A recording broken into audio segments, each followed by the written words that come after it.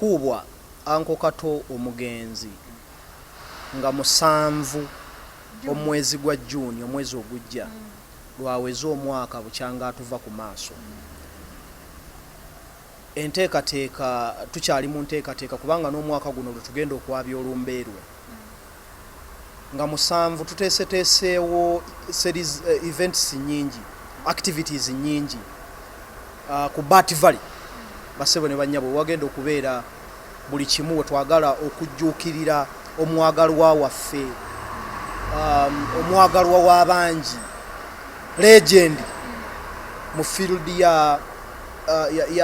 entertainment sijja gamba ya Katemba because yali akola byonna muwandiisi ayimba byonna yali abikola kati tugenda kumujjukira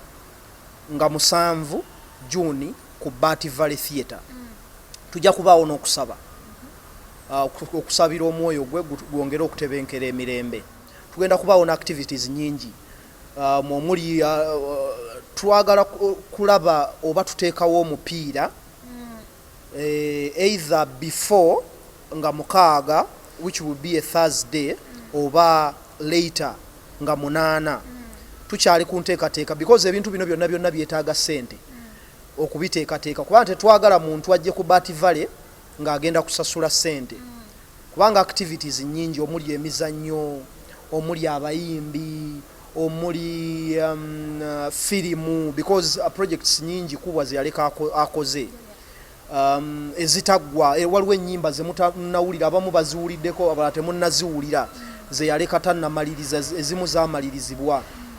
tulina series ze yali azannyemu twagala tubalage okwawukanako n'abantu abalala ba celebrity abasinga ab'amaanyi ba legend Kato yali yeeyogeredde documentary ye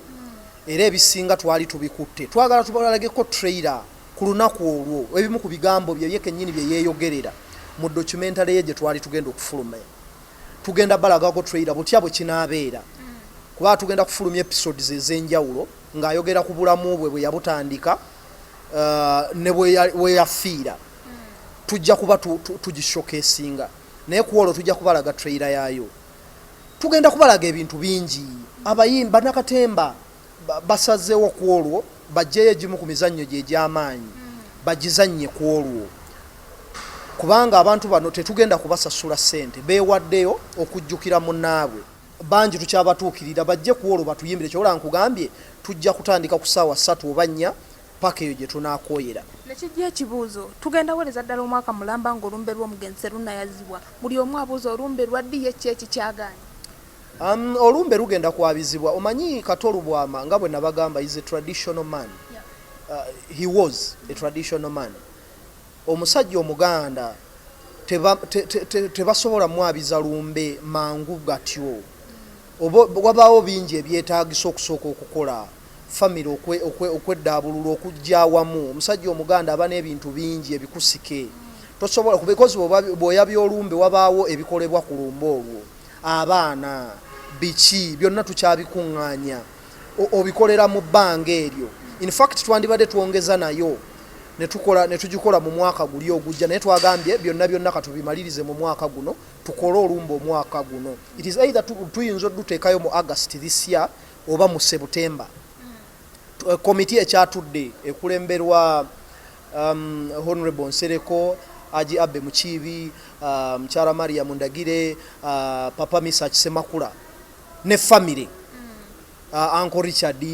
muganda w'omugenzi Senga Nabagala Conrad of course akiri wakati Mukyala Ani Lubwama olumbe nalo lujja kujja naye sofa we lujjidde nga tetunnaba wetuwereza omwaka nga tetunnakigenda ku olumbe lujja kujja later naye katusooke kino tujjukire wax ez'omugenzi bwenga gwe mwali muzeeyo oluvannyuma okuba twaziika mwali muzeeyo keeri mukyalo gye enkozi tuzeeyo ebbanga eriwera tuzeeyo emirundi n'emirundi because waliwo ebikolebwayo bintu bingi bye twagala okukolayo naye olw'okuba oluusi akasente katutawaanyaamu ne kakusumbuwa